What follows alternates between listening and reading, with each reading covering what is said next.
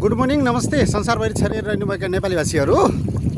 अहिले म यो बर्दिया जिल्लाको राजापुर सिंचाई परियोजना, राजापुर इरिगेसन सिस्टम, राजापुर सिंचाई प्रणालीको अध्ययन गर्न यसको ड्याम हेडवर्क्स भएको ठाउँमा आएको थिएँ र यहाँको वातावरण अत्यन्त सुन्दर रमाइलो छ। तपाईँ हामीले डिस्कभरी एनिमल प्लानेट लगायतका च्यानलमा देख्थ्यौँ, जुन घाँसे मैदानहरू, वन्यजन्तु चरिरहेको, बाघले शिकार गरेको, होइन, त्यस्तै हो यो दृश्य पनि यो। अनि यसको चाहिँ यो विशेष गरी बफर जोनभित्र पनि पर्छ। यो एरिया चाहिँ बर्दिया राष्ट्रिय निकुञ्जको बफर जोनको एरियाभित्र पर्छ। यहाँ गैडा, हात्ती, बाघ लगायतका वन्यजन्तुहरू पनि छन् र मानवीय क्षति पनि पुर्याइरहेका छन्। अनि यहाँ चाहिँ वरिपरिको वातावरण निकै सुन्दर छ। अनि पानी दूर अलि पहाडको तलपट्टि तपाईँले एउटा सानो त्यो पिलर जस्तो देख्नुहुन्छ, त्यो चाहिँ चिसापानीको पुल हो, होइन। त्यहाँबाट यो नदी यता फर्केर आउँछ र कर्णाली नदीको विशेषता भनेको के हो भने त्यहाँनिर कर्णाली नदी एउटै छ, तल आएपछि 2, 3, 4 भङ्गाला यो डिभाइड हुन्छ कि यो पनि यो डिभाइड भएको हो यो, होइन। अनि माछा उफ्रिया रहेछ, म चाहिँ गई हो कि भनेर तर्सेको। अनि चाहिँ यो चाहिँ डल्फिन माछा पनि पाइन्छ कर्णाली नदीमा, तपाईँलाई थाहा छ त्यो पनि।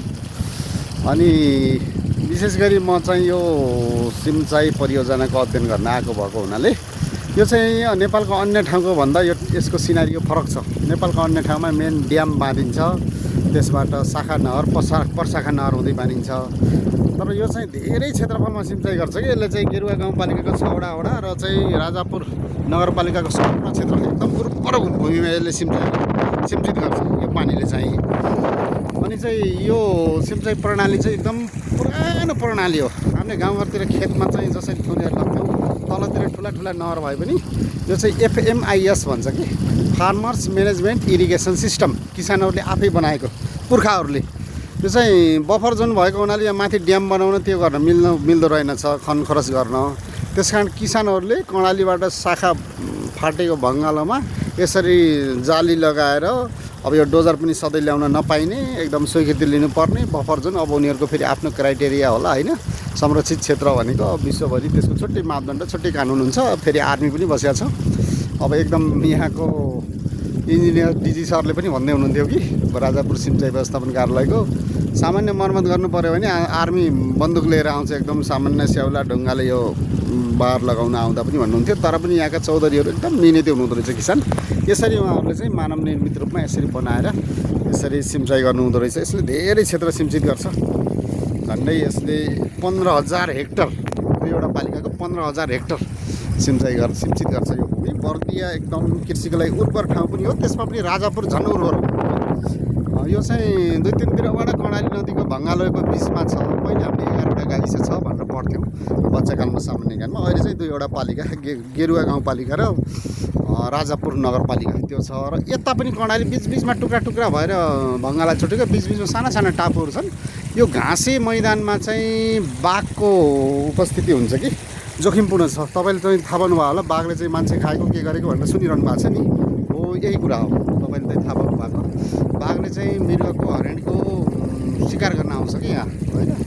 कृष्णसारहरू त्यस्तो गर्छ। बाघ घाँसे मैदानमा बस्न रुचाउँछ, त्यस कारण यसले चाहिँ मानवीय क्षति पनि पुऱ्याएको छ धेरै। अब यहाँबाट पारिपट्टि चाहिँ उतादेखि तल देखिएको चाहिँ कैलाली हो, यतातिर देखिएको पूर्वपट्टि चाहिँ बर्दिया राष्ट्रिय निकुञ्ज, बर्दिया जिल्ला पर्छ, है। तर मलाई चाहिँ यहाँ आउँदा कता चाहिँ मैले त्यो डिस्कभरी च्यानलमा देख्छु नि, घाँसे मैदानहरू, रमाइलो वातावरण, होइन।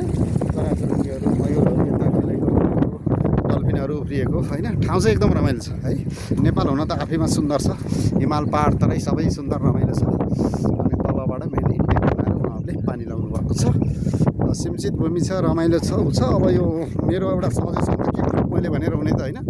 यो बफर जोन संरक्षित क्षेत्रका आफ्ना वैधानिक नियम छन्, त्यो फलो गर्नुपर्छ। त्यसमा हामीले सबैले सिस्टम फलो गर्नुपर्छ। अन्तर्राष्ट्रिय रूपमा पनि त्यसका क्राइटेरिया हुन्छन्, त्यसलाई चाहिँ मापदण्ड पालन गर्नुपर्छ, होइन। उनीहरूले नेपालमा धेरै कुराले सहयोग पनि पुऱ्याएका छन्, त्यो सान्दर्भिक पनि हो, पर्यावरणको दृष्टिकोणले हाम्रो लागि पनि हो, ठिक पनि हो। तर पनि तपाईँ अब यो देश, राज्य, सरकार, नियम भनेको जनताका लागि हुनुपर्छ कि।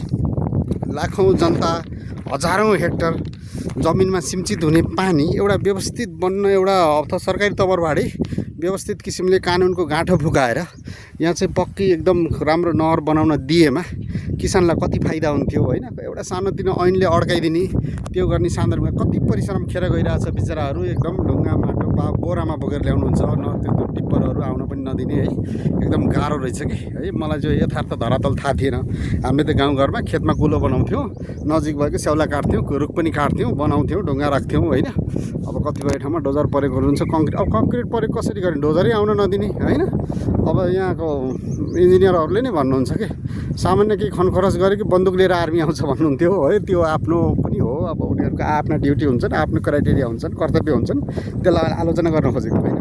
तर राज्यले चाहिँ यसमा एकदम ध्यान दिनु पऱ्यो है। संरक्षित क्षेत्र भनेर हजारौँ हेक्टर जमिन चाहिँ माझो राख्न दिनु भएन। किसानका समस्या पनि सुन्नु पऱ्यो, जङ्गल पनि संरक्षित गर्नु पऱ्यो। सबै तहबाट यसबारेमा चाहिँ अलिकति मैले नयाँ कुरा गरेँ।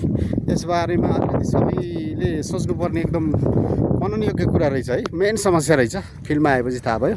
हस्, यति भन्दै यो सानो डकुमेन्ट्रीबाट बिदा जान्छ।